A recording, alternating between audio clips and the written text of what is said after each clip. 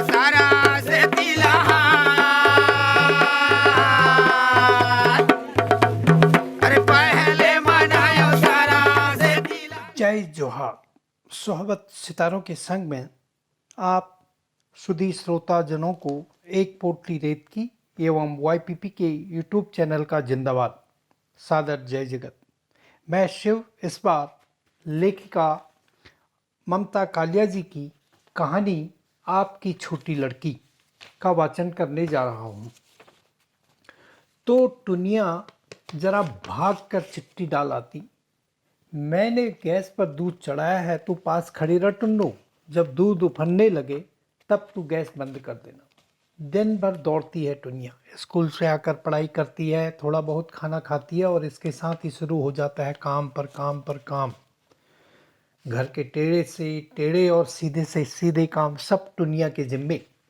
टुनिया बाजार से लकड़ी लाएगी, टुनिया पौधों में पानी देगी, टुनिया मम्मी को दवाई देगी, टुनिया बाहर सूख रहे कपड़े उठाएगी, टुनिया 10 बार दरवाज़ा खोलेगी, 10 बार दरवाज़ा बंद करेगी।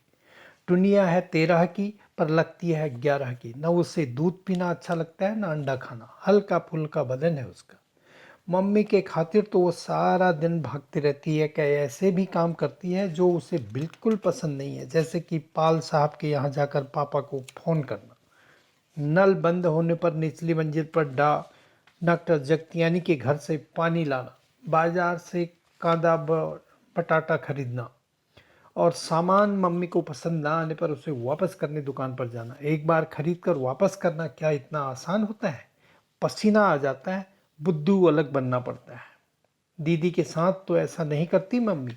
दीदी उनका एक भी काम नहीं करती, फिर भी उसके सामने मम्मी कभी शिकायत नहीं करती। दीदी सुबह 8 बजे सोकर उठती है, उठते ही हुक्म चलाने लगती है, टुनिया मेरे नहाने का पानी गर्म करो, मम्मी आलू का पराठा बना दो। दीदी नहाने चली जाती है और घर भर उसके कॉलेज जाने के काम में इस कदर व्यस्त हो जाती है जैसे दीदी बड़े काम पर जा रही हो। दीदी एक महारानी नज़र सब पर डाल शान से चल देती है। बहुत नाज है टुनिया को अपनी बहन पर। कॉलेज के उत्सव में दीदी का जय जयकार होता है। मुख्य अतिथि एक के बाद एक 10 पुरस्कार दीदी को देते हैं। अधिकतम अंक पाने पर अंग्रेजी, हिंदी और फिलॉसफी प्रमाण पत्र तो मिलता ही है, साथ ही गायन, नृत्य और अभिनय का भी। जलसे के बाद टुनिया दीदी के साथ घर लौट रही। टुनिया को लग रहा था कि उसे ये इनाम उसी ने जीते हैं। आखिर वही तो दीदी को संवाद याद कराती थी, नाटकों के वही दीदी को फिलॉसफी, हिंदी और अंग्रेजी के पाठ सुनाती थी। बार बार रास्ते में कभी कोई दीदी को मुबारकबाद दे रहा था। तभी 4 लड़कों के झुंडों ने आकर दीदी को बधाई दी। फिर उनमें से एक नाटक से लड़के ने कहा, पपिया जी आप हम लोगों में से एक शर्त लगी हुई है कि राज कक्कड़ का कहना है कि यह लड़की जो आपके साथ है आपकी बहन है। मेरा कहना है ऐसा हो नहीं सकता। मैं आपकी शान के खिलाफ इसे बोलने थोड़े ही दूंगा। आप असलियत बता दीजिए। हम लोगों में जलेबी की शर्त लगी है। दीदी ने बड़े ही लापरवाही से कहा, मेरी बहन है या तूड़ना सहाय। लड़कों के मुंह से अवाक रह गए। उन्होंने टकटकी लगाकर टुनिया को जांचा जैसे चिड़ियाघर में बच्चे बंदर देख रहे हो। राज कक्कड़ ने विजेता अंदाज में बाहें चढ़ा ली। देखा, मेरी खबर सही हो सकती है। नाटे लड़के ने हताश स्वर में कहा, यह आपकी सगी बहन है? हाँ वाह हाँ, दीदी ने हंसते हुए कहा। टुनिया को पहली बार रोना सा आ गया। कितने बेहुदा लड़के हैं, कैसे भद्दे मजाक करते हैं। यह क्या शर्त लगाने की बात है? कितनी बार वह दीदी के साथ कॉलेज आ चुकी है, बहन नहीं तो क्या चपड़ासीन है। घर जाकर टुनिया ने किसी से कुछ न कहा, पर रात जब टुनिया अपने बिस्तर पर लेटी, उसे न जाने कहाँ से रुलाई आ गई। उसे पता नहीं था वह क्यों रो रही थी, पर आंसू थे कि बहे जा रहे थे। लगातार रोने से नींद भी उड़ गई। उन लड़कों ने क्यों कहा? क्या दीदी उन्हें डपट नहीं सकती थी?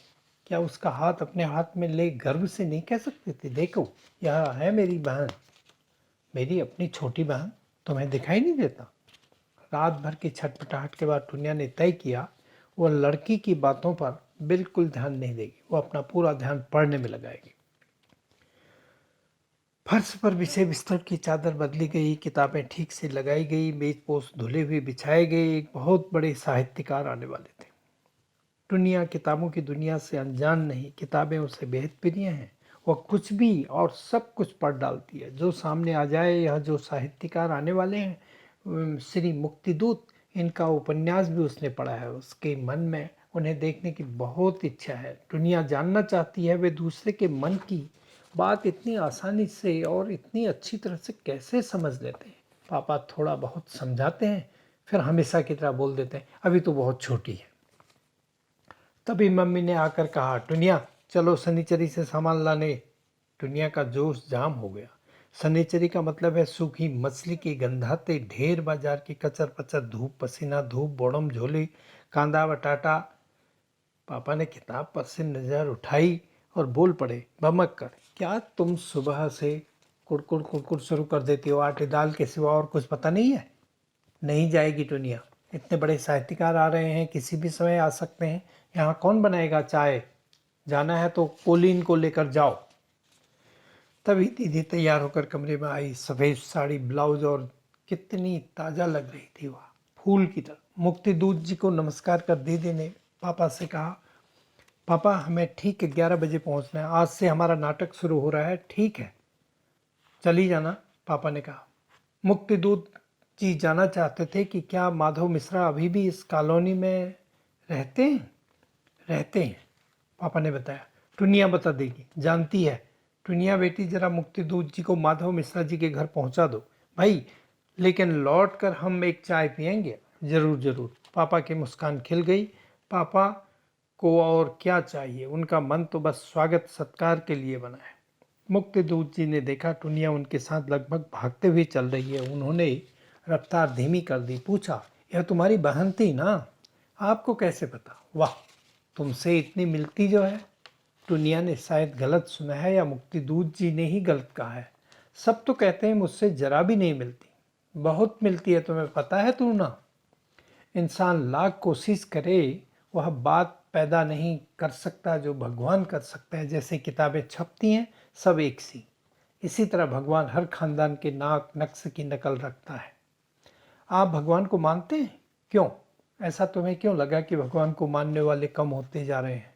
पता नहीं, एक बार पापा ने कहा था लोग जो जो पढ़े लिखे बन रहे हैं उनकी भगवान पर से आस्था हिल रही है। यह तो पापा ने कहा ना, तुम क्या कहती हो? मुझे भी ऐसा ही लगता है। नहीं, पापा को ऐसा लगता है इसलिए तुम्हें ऐसा लगता है।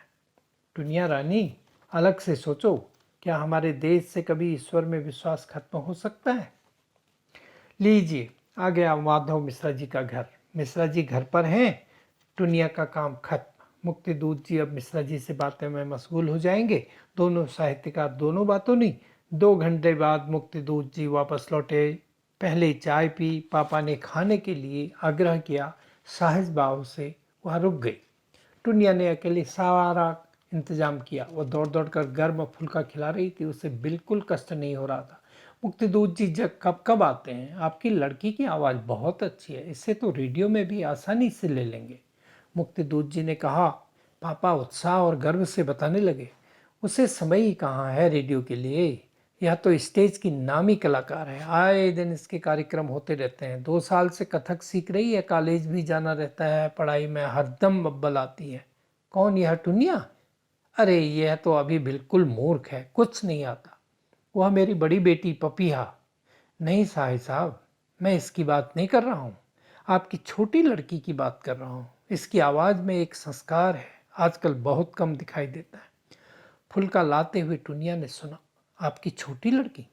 सहसा विश्वास नहीं हुआ टुनिया को। इस घर में दीदी की जय जयकार हुई है, दीदी के गाने पर तालियां बजी हैं, दीदी के नृत्य पर बधाई मिली है, दीदी के प्रमाण पत्र मढ़ाए गए हैं। दीदी महान है। दुनिया से कोई पूछे दीदी क्या है? पानी लाते लाते टुनिया के कानों में मुक्तिदूत जी की आवाज़ पड़ी।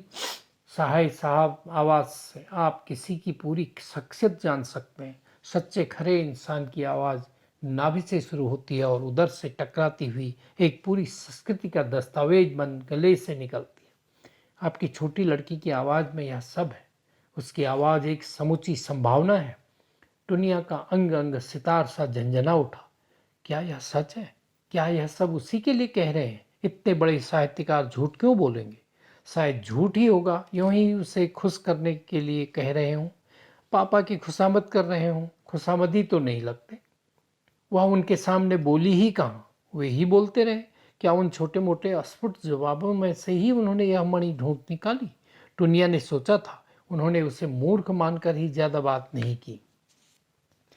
पापा गर्दन हिलाते हुए उनके आगे मिठाई की प्लेट बढ़ाने लगे। पापा ने अपनी परिवार प्रशस्ति शुरू कर दी। हमारे घर में सभी की आवाज़ बहुत अच्छी है। मेरे पिताजी की आवाज़ भी बहुत अच्छी थी।